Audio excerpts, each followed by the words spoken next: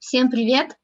Спасибо, что присоединились сегодня к нам. У нас сегодня в гостях Никита Елизарев, диджитал и крипто-художник, а также пионер в NFT-сфере в России. Привет, Никита! Привет. Спасибо, что ты сегодня с нами.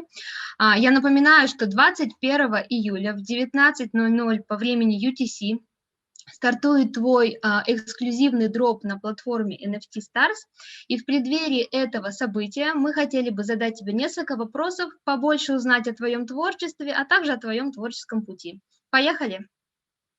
Давай. И давайте начнем с того, что, Никит, тебя многие называют пионером в NFT-сфере в России. Скажи, пожалуйста, как ты заслужил такой статус, такой титул? И вообще, как и когда ты начинал свою карьеру в диджитал-пространстве?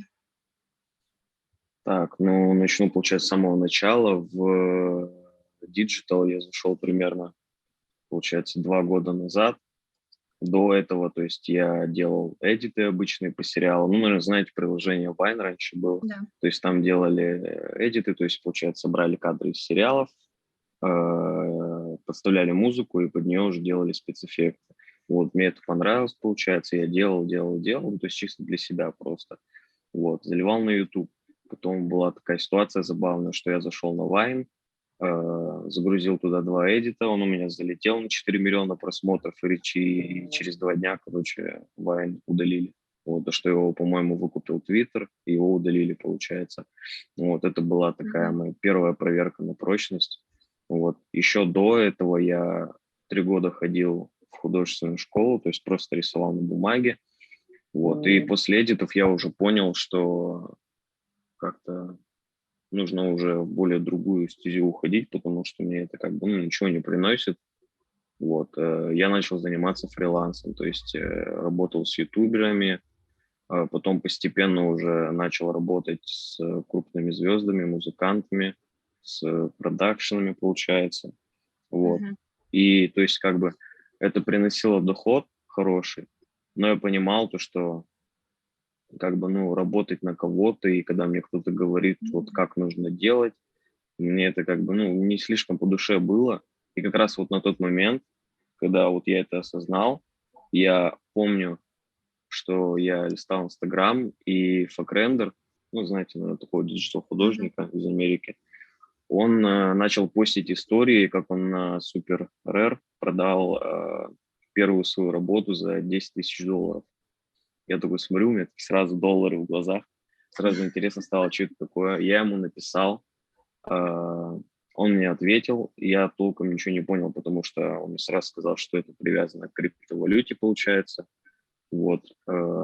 Я от крипты вообще был далек, то есть я знал то, что вот существует, получается, биткоин, эфириум, вот эти вот монетки основные, и все, как бы я знал, что там вводится много денег, но я как-то был далек вообще от этого. И я начал потихоньку разбираться. Мне повезло то, что у меня есть друг, получается, который в крипте шарит. Он мне объяснил, как, что работает, научил пользоваться MetaMask. Вот, пока я этому всему учился, я постепенно общался с странными артистами. Еще был артист Мака Морони, который тоже на Super Air залетал. Он мне еще более подробно разъяснил, как что работает, получается. И потом я начал отправлять заявки на вот эти площадки, на нефти еще отправлял. Мне отвечали, то есть то, что не принимают, то есть меня отклоняли. Потом я пообщался с еще одним артистом иностранным, Тумачлак. Вот, он мне объяснил, что есть площадка, куда принимают вообще всех, есть Rarible. Вот, и оказалось так, что вообще эту площадку основали русские парни. Вот. Я залетел на эту площадку, выложил 2 работы за 0,3, по-моему, эфира. Статичные арты у меня были. Вот. Потом я узнал, что чтобы нужно высвечиваться на маркетплейсе, нужно получить галочку. Я отправил запрос, мне сразу дали галочку. Вот. Это уже такое первое достижение для меня было. Потом залетел еще на Super Rare Степа Брикспейсер, друг мой, вот тоже русский диджитал-художник, с полотном про Навального, получается. И помню, тоже такая ситуация была классная, что, получается, у Степы купили полотно с Навальным на Супер-Р за порядка там 10 тысяч долларов. И как раз в этот же день вечером у меня на Rarible приходит уведомление, что у меня купили работу на 1.2 эфира. Вот, 1.2 эфира. Первый коллекционер это был «Кактус», известный такой коллекционер. Вот. И еще забавная ситуация была на следующий день. И помню, как мы со Степой сидим, такие, что вообще происходит, как так? То есть мы смотрим на MetaMask, и там, довольно большая такая сумма денег. Для меня это тогда были прямо громадные деньги. И еще забавная ситуация была на следующий день, когда я загружаю новую работу на Rarible. И когда я уже нажал кнопку Mint, мне нужно оплачивать газ. Я смотрю, я деньги, получается, на тот день перед этим вывел. И я смотрю, что-то у меня большое количество денег опять на MetaMask. Я такой, что-то не так. Закрыл MetaMask, обновил. И вот тот момент, когда я минтил, у меня как-то купил, еще одну работу за 0.9 эфира. То есть там обычно статичная работа была. И тогда я уже просто словил такую эйфорию. Я вообще не понимал, что происходит. Я это начал все заливать в истории. Мне начали писать вообще десятками, наверное, писем по 30, по 40, весь директ был завален. Как так, что вообще происходит? Я потихоньку начал разъяснять, как вообще это делается. Вот. Потом Степа, получается, создал у нас беседу в Телеграме. Там был Эдик Михайлов, Никита Реплянский, я и Степа. Вот мы решили сделать клабхаус, получается, спич такой, чтобы все русское комьюнити просветить, что вообще происходит, как делать, с чего начинать. Вот. И, собственно, тогда произошел тот легендарный спич 8-часовой, о котором знает вообще, мне кажется, все русское комьюнити из художников, что мы 8 часов со Степой вообще без перерывов разъясняли людям, что как делать. То есть там актив был очень жесткий, там было что-то порядка 500 человек, то есть они даже не уменьшались. Вот, все сидели, все задавали вопросы, мы разговаривали, все. Потом Степа решил создать телеграм-канал NFT Bastards. И получается, сейчас уже людям, которые заходят в NFT вообще, им намного проще, потому что у нас вот в России есть такой канал, там есть очень много статей, как начать. И буквально там даже как выводить деньги, с каких сайтов, как вообще заливать деньги, как покупать эфир, как там минтить, как галочки получать везде, как запросы делать. То есть все вообще дословно написано.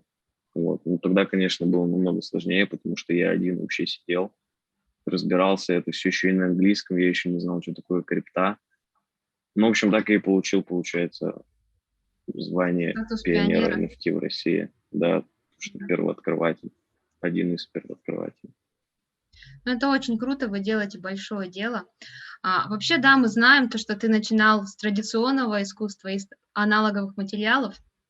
А вообще расскажи, что тебе дает диджитал-пространство, чего раньше не хватало? Какие границы для тебя оно открывает?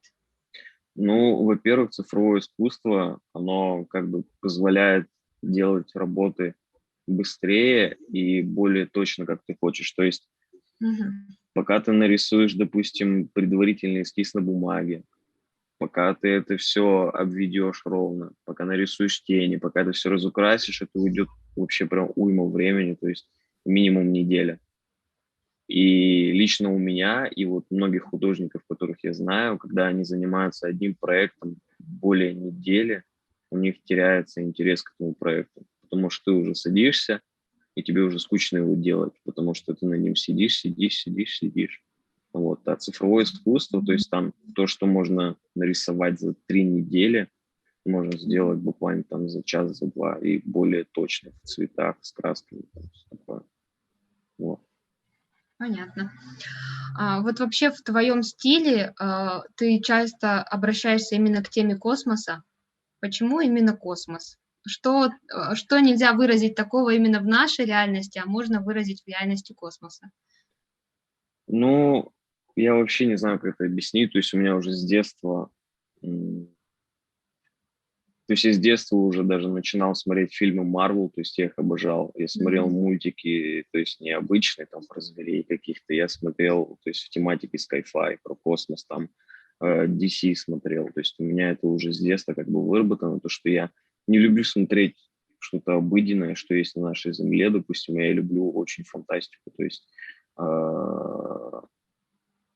Еще преимущество, допустим, космоса, скайфай, вот этой тематики в том, что есть вообще прям полный разгул фантазии. То есть ты можешь делать вообще все, что захочешь. Мгм. То есть на нашей Земле, допустим, есть определенные какие-то критерии. То есть трава зеленого цвета, да, небо синего цвета, и ты должен это делать так. А когда делаешь, допустим, что-то в космосе, допустим, планету, ты можешь сделать ее вообще любой, то есть будь она даже квадратная. То есть никто не знает, что вообще там далеко в звездной галактике происходит. Ты можешь делать вообще все, что захочешь. Вот так. Ну да, это очень круто. А расскажи немного о дропе. Скоро будет дроп твоей работы Emotions. Скажи, вот какой посыл ты хотел передать своей работой? Этой работой Emotions я хотел передать восхищение музыкой. То есть для меня и для многих артистов музыка является как бы очень большим источником вдохновения. То есть когда у меня даже я постепенно чувствую, что начинаю выгорать, то есть когда я сильно загружен, у меня появляется мало идей, я понимаю, что я устал, я сижу, и у меня такой бум в голове, то, что, блин, а что дальше делать? Я начинаю слушать музыку вообще, будь то там дабстеп жесткий, будь то там какая-то классическая музыка, и у меня сразу часто в голове появляется такой образ, композиция сразу. И я представляю именно вот под эту музыку, какой мой будет следующий проект. То есть музыка лично мне, и вот кого я знаю, она помогает очень как-то дальше жить, творить, вдохновляться. Вот так. А вот при всей твоей любви к музыке ты все-таки для своей работы выбрал трек, который сгенерирован искусственным интеллектом. Почему бы не взять Да. какой-нибудь свой любимый трек, что-нибудь такое? Ну, тут ответ вообще очень простой, то, что в NFT авторские права же действуют, причем очень Мгм. жесткие. И то есть все треки, которые я слушаю, это, ну, они с жесткими такими авторскими правами, и их просто нельзя в NFT использовать. А в Инстаграм, допустим, я заливаю работы тоже с искусственным интеллектом, но что получается и на NFT площадках, и Мгм. в Инстаграме везде было одинаковое видео, одинаковый звук сопровождения. Вот поэтому. Но все равно, когда я создаю работу, я создаю в голове под тот трек, которым я вдохновился. Но в итоге я генерирую с искусственным интеллектом музыку через приложение Moodert, кстати. Вообще классное приложение. Мгм. А кроме музыки, что тебя еще вдохновляет? Например, вот на примере работы Emotions. Кроме музыки, я, конечно, вдохновляюсь еще природой. То есть у нас, получается, горы вокруг меня. Вот. Я езжу на машине, допустим, по ночному городу, езжу на природу, то есть я просто уезжаю куда-нибудь в глушь, к озеру, допустим, просто сижу, закат там встречаю. Вот. И природа тоже очень сильно вдохновляет. Ну, конечно, работы других художников очень сильно вдохновляют. Вот заходишь, например, на тот же самый Pinterest, и там очень много работ по твой вкус. Другими художниками тоже очень часто вдохновляюсь. Вот. Классно. Ну и еда и сериалы, конечно, тоже как-то вдохновляет. Куда же без этого? Да. И, наверное, финальный такой самый-самый глобальный вопрос — это вообще какие у тебя планы на твое будущее развитие в NFT-сфере? Может быть, есть ли какие-то заветные цели или достижения? Так, ну, в NFT-сфере у меня планы, конечно, первый план – это устояться на рынке. То есть, когда начался вот это вот движение NFT, я в него сразу поверил, то есть я понял то, что это новый арт-рынок. Причем сейчас художники могут жить вообще не хуже музыкантов. То есть раньше художники, как бы, в основном работали на музыкантов или с музыкантами. А сейчас как бы арт-рынок NFT позволяет и художникам продавать свое искусство. То есть сейчас уже не надо там и использовать эти какие-то арт-галереи. А сейчас можно буквально вот заметить работу, ее продать тому, кому она понравится. Вот. Хочу устояться сейчас на рынке, то есть уже, чтобы стабильно стоять, чтобы каждая работа продавалась. Ну и, конечно, уже в далеком будущем перейти, то есть быть не только на российском рынке востребованным, но и зарубежным. То есть во всех странах СНГ, в Америке там, и прочее. Вот. Удачи тебе в этом. Спасибо. Спасибо тебе большое, что сегодня ты смог к нам присоединиться, выделил время. Мы желаем тебе огромных успехов завтра на твоем эксклюзивном дропе. Еще раз спасибо, всего доброго. Все, спасибо большое. До свидания.